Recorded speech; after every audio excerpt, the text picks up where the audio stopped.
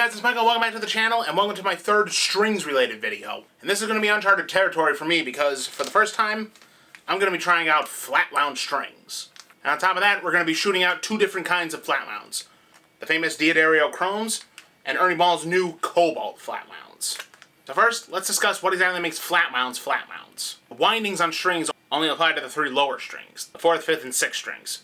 Some players use a wound 3rd string as well, but that's the minority. The majority just have 3 wound strings. If you look at an up-close shot of a round wound string, you can clearly see a round profile to all the windings. Almost looks like a series of waves on a beach. As their name implies, flat wound strings go flat across like this. What this does is it gives the string a smoother feel and also a mellower, warmer sound. That warmer sound is typically why some blues and country players prefer flat wound strings over round wounds. But the majority of players, particularly the majority of rock and metal players, prefer round wounds for a brighter, more cutting tone. So how are flat wounds supposed to cope with that? Ernie Ball's solution was to try Cobalt. They've had the Cobalt slinkies for over a decade now, so it was only a matter of time, I suppose, before they started making Cobalt flat wounds. Ernie Ball brags on the packaging that these are the world's first and only Cobalt flats. And according to the frequency response graph, they clearly have a much brighter and more even sound profile than the Diodario Chromes do, as the Chromes are all the way to the left in mellow, before half rounds and even pure nickel. So is there any real difference between the Ernie Ball Cobalts and the Diodario Chromes? The best way to find that out is to put them to the test on my Gretsch G5622T Electromatic here. I decided to pick this guitar because, for some reason, flat wounds seem to be best suited for a Gretsch guitar. I plan to compare them with slide guitar, and this is my main slide guitar if you remember my cover of U2's City of Blinding Lights.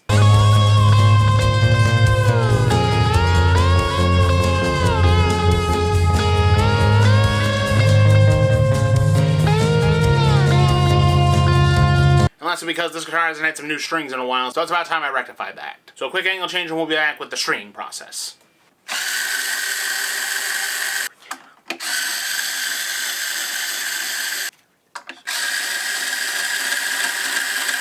So here's how you know you're well overdue for some new strings. I don't know if this shows up, but there's a rust spot right there on the D string, the 4th string. Matter of fact, I'll get a macro image so to be sure you guys can see it. But always check your strings for any rust spots that are forming on them.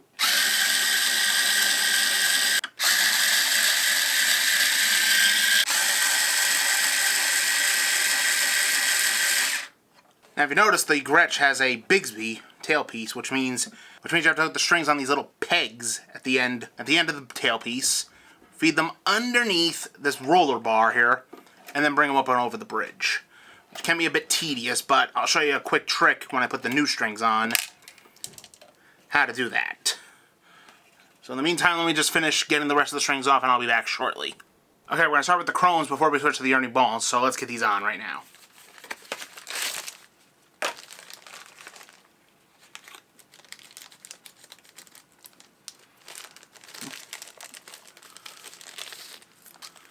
Okay, so yeah.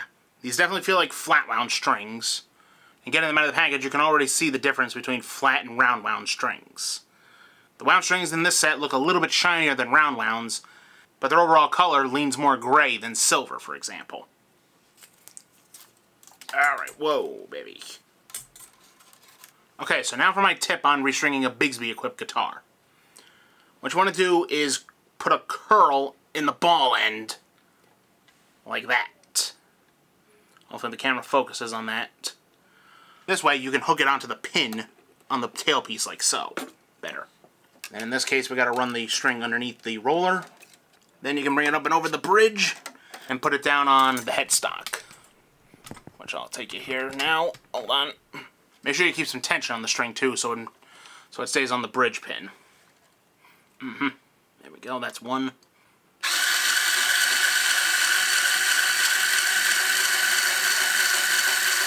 Checking everything as we bring it up to tension. Make sure the windings are going one after another on the tuner.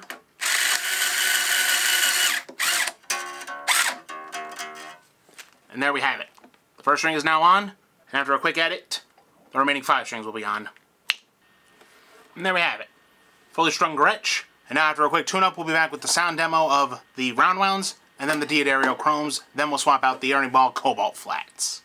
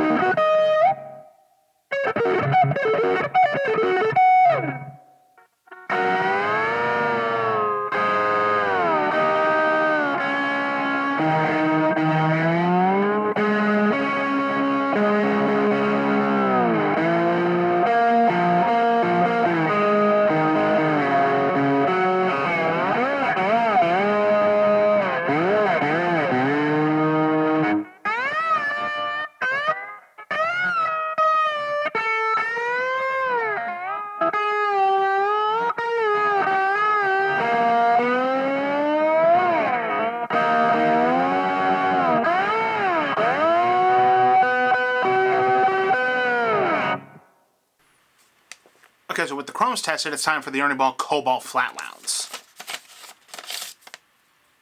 Ooh. And right off the bat, I'm noticing they feel a little different than the chromes. Yeah, and they're definitely more silver compared to the chromes. But they don't feel as slick as the chromes. They feel a little bit rougher, a little bit closer to round wounds, but not exactly like round wounds. So I'll have to see if this difference in feel adds up to any difference in tone when we get these on. Oh, and if you're wondering why the B and the high E strings are still on the guitar, I found out that the chromes also have a wound third, or G string. So I'm only going to be putting the bottom 4 of the Ernie Ball strings on to test in this next part.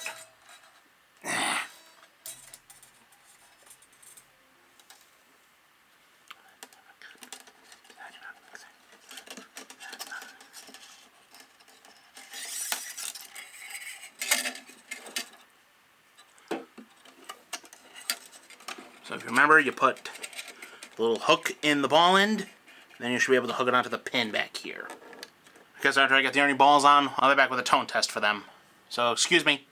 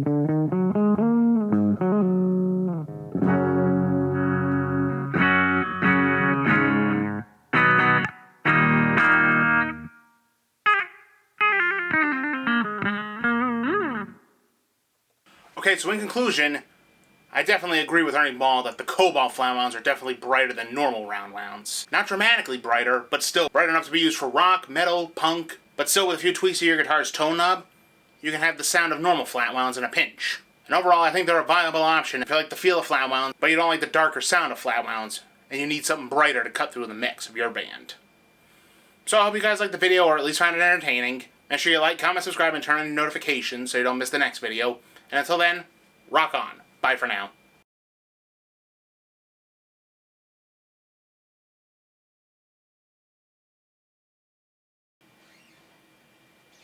Don't mind me, just posing for the thumbnail. Namely, I'm going to be... First of all, windings only... First of all, windings only... Oh my god. First of all, the windings on strings only... If you look at an up-close shot of a round wound string, you can clearly see round... You can clearly see round... Oh my god. And that's mainly... That warmer sound is typically... That warmer sound is typically why some blues players... And according to the sound... So is there any... So is there any real... Okay, here's how you know you gotta hook the strings onto this little... If I can get the bar out of the way. Which means you have to hook the strings on this little... Before, ouch! Poke my finger with it, but that's okay. Making sure it stays on. But still, just with a few tweaks to the guitar, you could turn them... And still